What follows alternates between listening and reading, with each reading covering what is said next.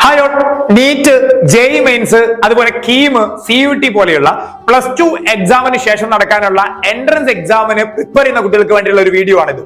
നമുക്കറിയാം +2ന്റെ കൂടെ തന്നെ നമുക്ക് എഴുതേണ്ട ഒരുപാട് എൻട്രൻസ് എക്സാമുകൾ ഉണ്ട് അല്ലെ. ഈ എൻട്രൻസ് എക്സാമിന് തയ്യാറെടുക്കുന്ന കുട്ടികളൊക്കെ പൊതുവിൽ എന്താ ചെയ്യാറുള്ളത്? ബോർഡ് എക്സാം കഴിഞ്ഞതിന് ശേഷമുള്ള ടൈമിൽ കുറച്ചു സമയം ഉണ്ടാവും. ഈ സമയത്ത് പ്രിപ്പയർ ചെയ്ത് ഒരു മാക്സിമം സ്കോർ ചെയ്യാൻ വേണ്ടിയിട്ടാണ് ശ്രമിക്കാറുള്ളത്.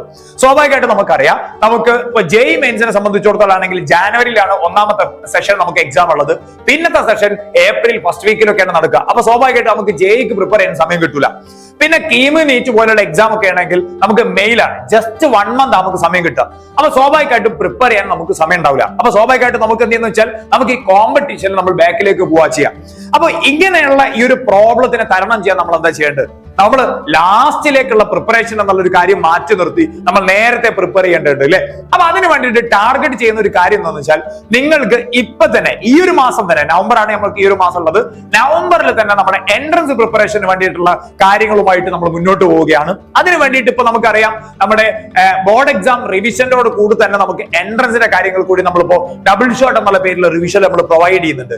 ഇതിന് പുറമെ എൻട്രൻസിനെ മാത്രം ഫോക്കസ് ചെയ്തുകൊണ്ട് നമ്മൾ ഒരു ക്രാഷ് നമ്മൾ സ്റ്റാർട്ട് ചെയ്യാം. സാധാരണ ഇതിൽ ക്രാഷുകളൊക്കെ തുടങ്ങാറുള്ളത് നമ്മുടെ ബോർഡ് എക്സാം കഴിഞ്ഞ് മാർച്ച് ലാസ്റ്റിലാണ് തുടങ്ങാറുള്ളത്. എന്നാൽ അതിൽ നിന്ന് വ്യത്യാസമായിക്കൊണ്ട് നമ്മൾ നവംബറിൽ തന്നെ നമ്മുടെ ക്രാഷ് നമ്മൾ സ്റ്റാർട്ട് ചെയ്യാൻ പോവാണ്. അപ്പൊ അതിന്റെ ഭാഗമായിട്ട് നമ്മുടെ ആദ്യ ബാച്ച് നവംബറിൽ നമ്മുടെ ആപ്പിലൂടെ നമ്മൾ ആദ്യത്തെ ബാച്ച് നമ്മൾ സ്റ്റാർട്ട് ചെയ്യാൻ പോവാണ്.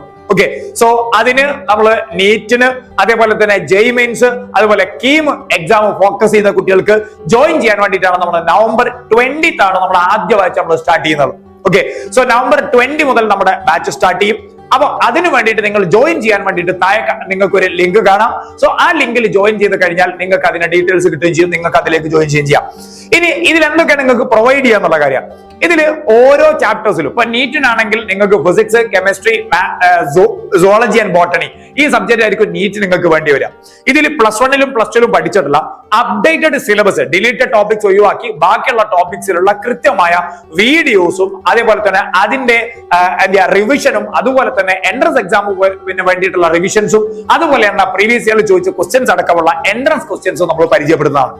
ഇനി എഞ്ചിനീയറിംഗ് എക്സാമിനെ വെച്ച് നോക്കുകയാണെങ്കിൽ ഫിസിക്സ്, കെമിസ്ട്രി, മാത്സ് സബ്ജക്റ്റുകളിലായിട്ട് കൃത്യമായിട്ട് ഓരോ ചാപ്റ്ററിന്റെയും റിവിഷൻ പ്ലസ് പ്രീവിയസ് ഇയറിൽ ചോദിച്ചുള്ള എൻട്രൻസ് ക്വസ്റ്റ്യൻസ്, അതുപോലെ തന്നെ എൻട്രൻസ് ഓറിയന്റഡ് ക്വസ്റ്റ്യൻസ് നമ്മൾ കൃത്യമായിട്ട് നമ്മുടെ ലേണിംഗ് ആപ്പിലൂടെ പ്രൊവൈഡ് ചെയ്യുന്ന ഈ ഒരു കോഴ്സിൽ നിങ്ങൾക്ക് പ്രൊവൈഡ് ചെയ്യും. അതിന്റെ പുറമെയായിട്ട് നമ്മൾ നിങ്ങൾക്ക് മെന്റേഴ്സിന്റെ സപ്പോർട്ട്, അതുപോലെ തന്നെ നിങ്ങൾക്കുള്ള കൃത്യമായ ഇടവേളകൾ നടക്കുന്ന entrance exams, model entrance exam, ഈ കാര്യങ്ങളൊക്കെ ഇതിലൂടെ തന്നെ നമ്മൾ പ്രൊവൈഡ് ചെയ്യുന്നതാണ്. പുറമെ നിങ്ങൾക്ക് വരുന്ന ഡൗട്ട്സ് ക്ലാരിഫൈ ചെയ്യാനുള്ള അവസരങ്ങൾ കൂടി ഉണ്ടാവും. അപ്പൊ ചെയ്യേണ്ട ഒരു കാര്യത്തിനാണ് ഇപ്പേ തന്നെ പ്രിപ്പയർ ചെയ്ത് തുടങ്ങാം.